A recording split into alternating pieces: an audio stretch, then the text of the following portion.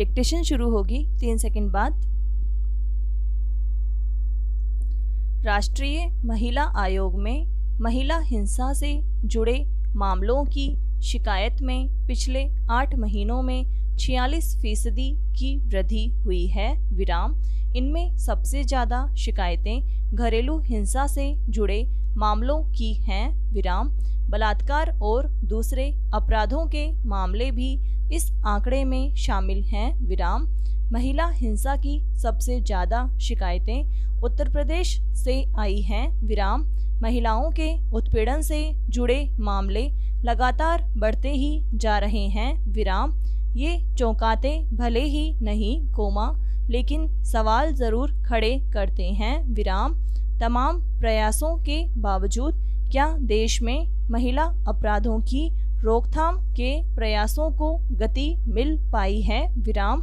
और सबसे बड़ा सवाल यह भी है कि क्या महिलाएं अपनी शिकायत लेकर महिला आयोग जैसी संस्थाओं तक पहुंच पा रही हैं विराम। पैरा सवाल अनगिनत हैं लेकिन चिंताजनक तथ्य यही है कि सरकारों के तमाम दावों के बावजूद देश में नारी उत्पीड़न से जुड़े अपराधों पर अंकुश नहीं लग पा रहा विराम।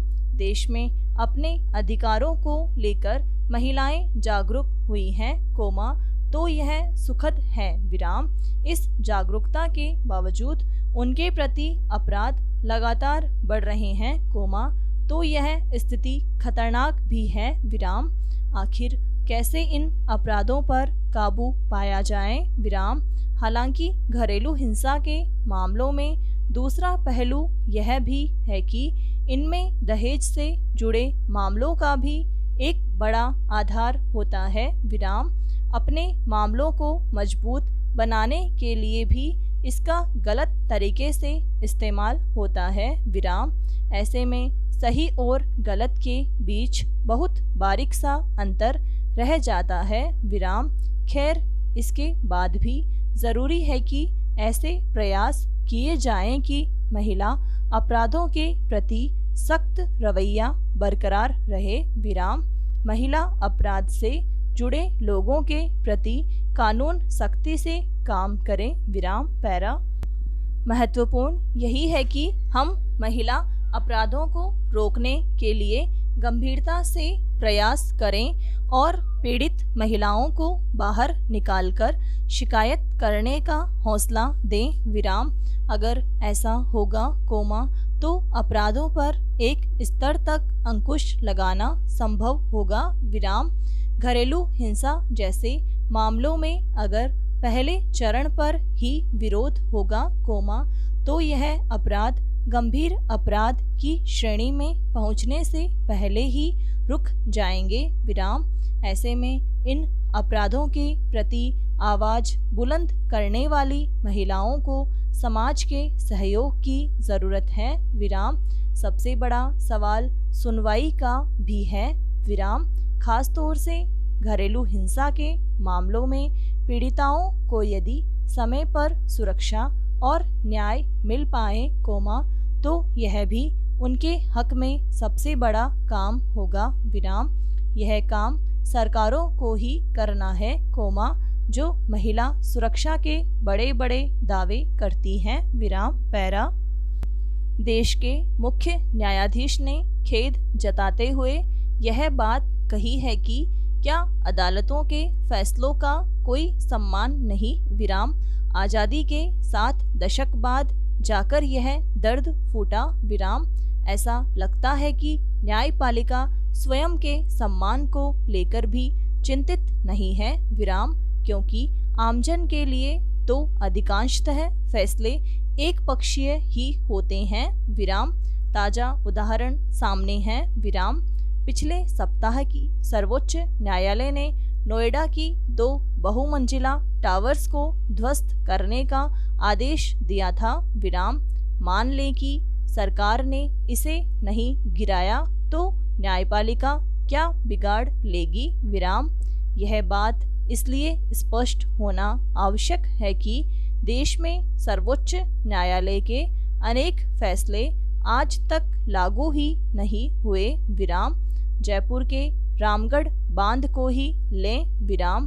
बांध के भराव क्षेत्र में खेती हो रही है और पट्टे तक काट दिए गए विराम। कब्जों की तो गिनती ही नहीं है विराम। राज्य के कई दूसरे बांधों की भी कमोबेश यही हालत है विराम। सूखे बांधों में पानी की आवक के रास्ते अतिक्रमण के शिकार हो गए विराम। कॉलोनियां बस गई विराम। रामगढ़ समेत तमाम जल स्रोतों से अतिक्रमण हटाने को लेकर हाईकोर्ट और सुप्रीम कोर्ट तक के कई फैसले आ चुके विराम।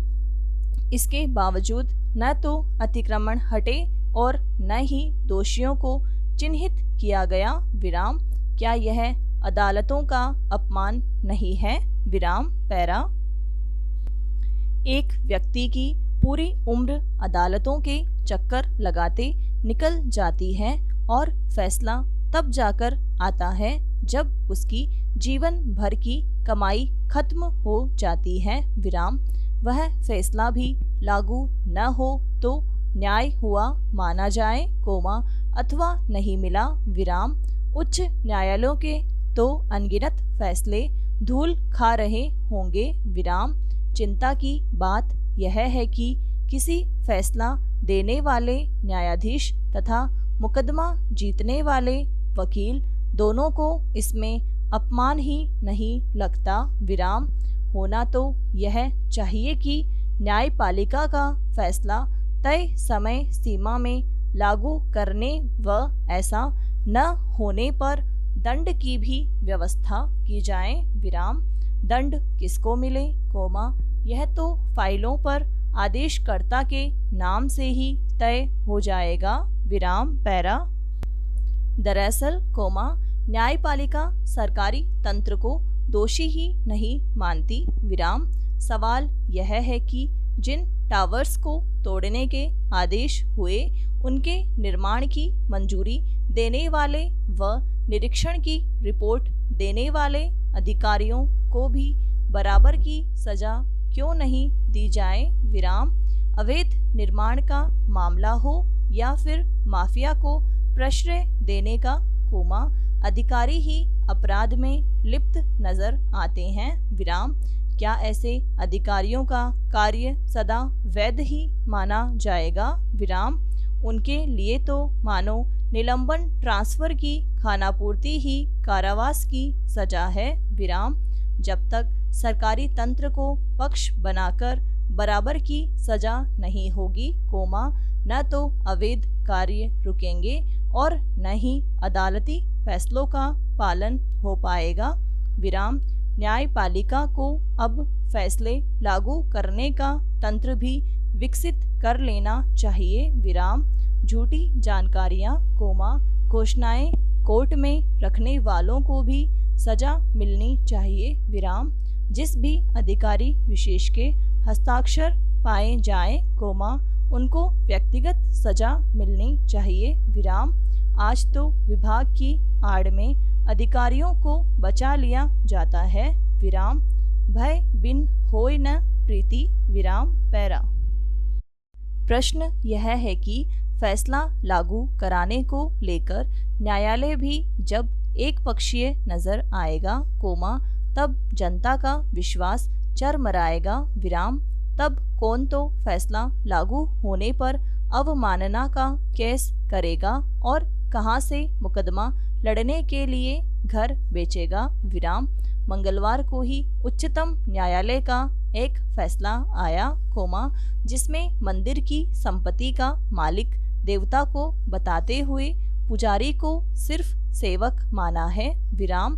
आज तो देश में कानून व्यवस्था का जो हाल है कोमा उसके संदर्भ में भी इसका अर्थ देखना चाहिए विराम। हम पुजारी की पकड़ से तो जमीन को मुक्त कराने की बात कर रहे हैं कोमा किंतु यहाँ तो अधिकांश मंदिरों की जमीनें पहले ही सरकारी मिलीभगत से बिक चुकी हैं विराम। समाप्त।